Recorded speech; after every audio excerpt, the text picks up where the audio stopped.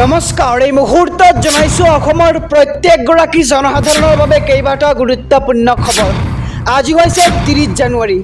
আজিৰ দিনটোতে অসমৰ লগতে ভাৰতবৰ্ষৰ বিভিন্ন প্ৰান্তৰ পৰা কেইবাটাও গুৰুত্বপূৰ্ণ খবৰ যুগুত কৰা হৈছে।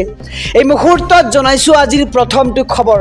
আজিৰ প্ৰথমটো খবৰেই ৰাজ্যবাসীৰ বাবে এটা ডাঙৰ খবৰ। অৰুণোদয় লাভ নকৰা মহিলাসকলৰ বাবে ডাঙৰ খবৰ। নতুন পদ্ধতিৰে এইসকল মহিলাই পাব অৰুণোদয় আঁচনি। ৰেচন কাৰ্ড লাভ কৰা প্ৰতিগৰাকী মহিলাই লাভ কৰিব অৰুণোদয় আঁচনিৰ ধন। পঞ্চায়তৰ সভাপতি সভানেত্ৰীৰ দুৰ্নীতি শেষ কৰি চৰকাৰৰ বিশেষ পৰিকল্পনা। অৰুণোদয়ৰ ধন আৰু ৰেচন কাৰ্ডক লৈ এতিয়া আৰু কোনেও কৰিব নোৱাৰিব দুৰ্নীতি। ৰেচন কাৰ্ড পালেই লাভ কৰিব অৰুণোদয়ৰ ধন। এই মুহূৰ্তৰ খবৰ ৰাজ্যবাসীৰ বাবে জনাইছোঁ। অৰুণোদয় লাভ নকৰা মহিলাসকলৰ বাবে ডাঙৰ খবৰ দিছে এইবাৰ মুখ্যমন্ত্ৰী হিমন্ত বিশ্ব শৰ্মাই। আৰু অৰুণোদয় লাভ নকৰা মহিলাক লৈ মুখ্যমন্ত্ৰী হিমন্ত বিশ্ব শৰ্মাৰ ডাঙৰ ঘোষণা। এইবাৰ নতুন পদ্ধতিৰে এইসকল মহিলাই পাব অৰুণোদয় আঁচনিৰ ধন। আৰু ইতিমধ্যে 42 লাখ মহিলাক বিতৰণ কৰি থকা হৈছে ৰেচন কাৰ্ড। আৰু ৰেচন কাৰ্ড লাভ কৰা প্ৰতিগৰাকী মহিলাই লাভ কৰিব অৰুণোদয়ৰ ধন। এই মুহূৰ্তত জনাইছোঁ আজিৰ দ্বিতীয় নম্বৰ খবৰটো। স্কেনিং কৰোঁতে ভুলকৈ বেলেগৰ একাউণ্টত ধন জমা হ'লে চিন্তাৰ কাৰণ নাই। ভুলকৈ বেলেগৰ একাউণ্টত ধন জমা হ'লে আপুনি ঘূৰাই পাব আপোনাৰ ধনখিনি। কেইটামান পদ্ধতিৰে ঘূৰাই পাব আপোনাৰ ধন। আৰু এই পদ্ধতি কেইটা কি আহক সবিশেষ জানি লওঁ। আপুনি 6 ঘণ্টাৰ ভিতৰত আপোনাৰ বেংকৰ শাখাত অভিযোগ দিব লাগিব। আপোনাৰ পৰা জমা হোৱা ধন অৰ্থাৎ যোৱা ধন লগে লগে হোল্ড কৰিব বেংকে। আৰু RBIৰ মতে 3 দিনৰ ভিতৰত আপুনি কৰিব লাগিব অভিযোগ। কেইটামান নম্বৰ আপুনি ছেভ কৰি লওক, আপোনাৰ প্ৰয়োজন পৰিব। আৰু ফোনপে হেল্পলাইন নম্বৰ হৈছে 1800-419-0159 number. Google pay helpline number হৈছে 08068727374 লগতে 02268727374। আৰু পেটিএম হেল্পলাইন নম্বৰটো হৈছে 01204456 আৰু BHIM হেল্পলাইন নম্বৰ হৈছে 1800-1201-740 লগতে 02245144740 নম্বৰ। আৰু আপুনি NPCR ৱেবছাইটলৈ গৈ কৰিব পাৰিব আপুনি অভিযোগ। আৰু স্কেনিং কৰোঁতে ভুলকৈ বেলেগৰ একাউণ্টত ধন জমা হ'লে চিন্তাৰ কাৰণ নাই। আপুনি এই পদ্ধতিসমূহ অৱলম্বন কৰিলে আপুনি ঘূৰাই পাব আপোনাৰ ধন। এই মুহূৰ্তত জনাইছোঁ আজিৰ তৃতীয় নম্বৰ খবৰটো। ৰাজ্যৰ লাখ লাখ বিধৱা মহিলালৈ ডাঙৰ খবৰ। প্ৰতিগৰাকী বিধৱা মহিলাই লাভ কৰিব পেঞ্চন। আৰু পেঞ্চন লাভৰ বাবে মহিলাসকলে কৰিব লাগিব আবেদন।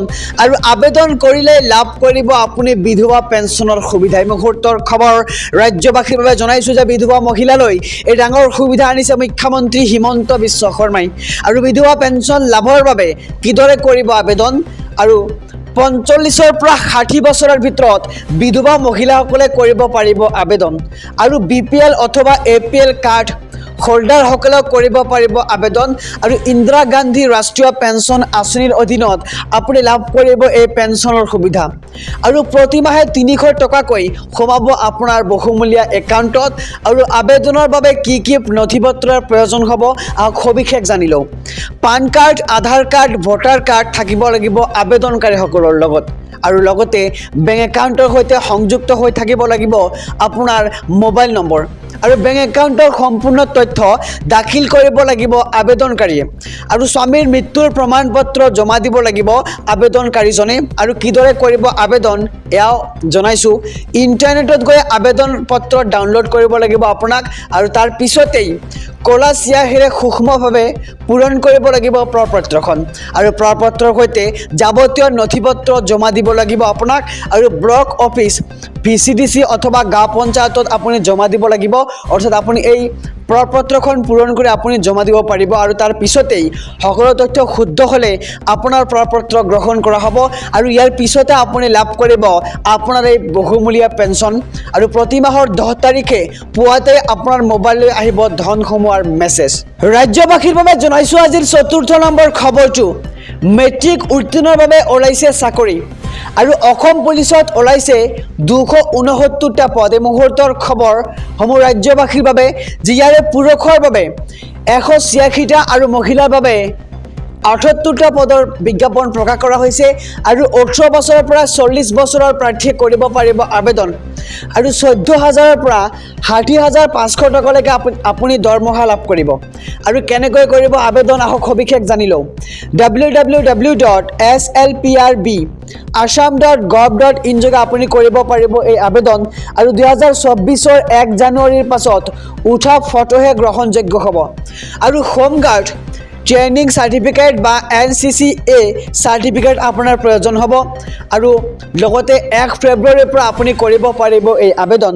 আৰু আবেদনৰ অন্তিম তাৰিখ ধাৰ্য কৰা হৈছে 15 ফেব্ৰুৱাৰী। আৰু মেট্ৰিক উত্তীৰ্ণৰ বাবে ওলাইছে এতিয়া বহু পদ। অসম পুলিচত ওলাইছে 269টা পদ।